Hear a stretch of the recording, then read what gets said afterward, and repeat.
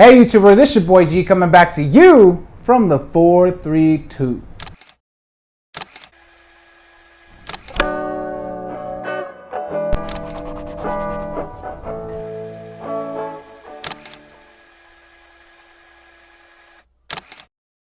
Hello and welcome back, and in this video I'm going to be explaining the Dragon Ball series timeline in simplest form, because there's a lot of people that are still confused about the time skip of Dragon Ball Z, the Dragon Ball Super series, and this new movie coming out in 2022. I'm not going to dive too deep into detail of what happens within the timeline because there's hundreds of videos on YouTube that break it down really well. What I'm going to do is simply use this line segment to represent each part of the series with maybe a quick summary. So if you haven't seen any part of this series, go ahead and stop or keep watching because there will be spoilers in this information. So let's start off with 1980s Dragon Ball, the first part of the series, where you get to meet Kid Goku along with his friends on their adventurous journey to finding the 7 mystical Dragon Balls. A lot happens in this part of the franchise that doesn't necessarily have to do with just finding the 7 Dragon Balls. There's a lot of emotion, drama, comedy, and of course action.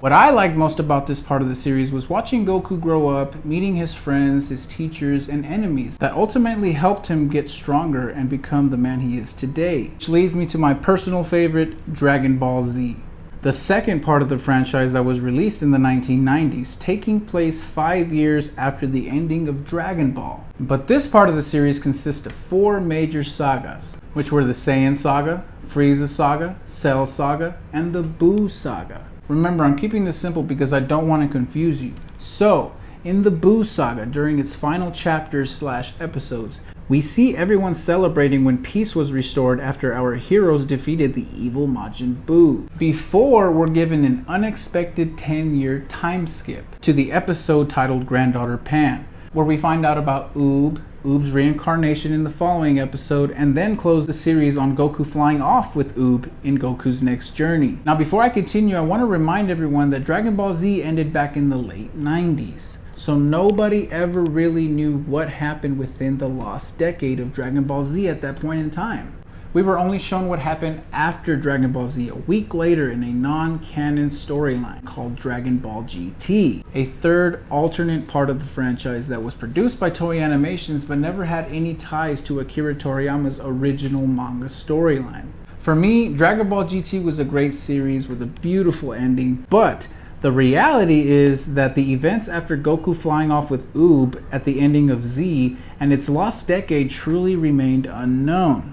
Until more than a decade later, from 1997, Toei Animations and Akira Toriyama returned to the franchise by bringing us the 2013 movie titled Dragon Ball Z Battle of Gods, a movie continuation of the Z storyline. Only this movie picks up 6 months after the defeat of the evil Majin Buu in the Buu Saga, which officially led Toei Animations and Akira Toriyama into doing the latest series of the franchise called Dragon Ball Super, the unexpected series that today is still filling in the unexpected 10-year time skip they gave us in Dragon Ball Z back in the late 90s. Meaning the resurrection of Frieza, the Universe 6 vs. Universe 7 tournament, the Goku Black arc, the Tournament of Power arc, the Broly movie, the Moro arc, Granola arc, and the new Dragon Ball Super superhero movie all take place within the lost decade that again we never saw in Dragon Ball Z back in the late 90s. Battle of Gods was still titled Dragon Ball Z because it was meant to bring us kids who are now adults back together as an audience for them to transition us into the Dragon Ball Super series that again takes place within the 10-year time skip of Akira Toriyama's Z storyline.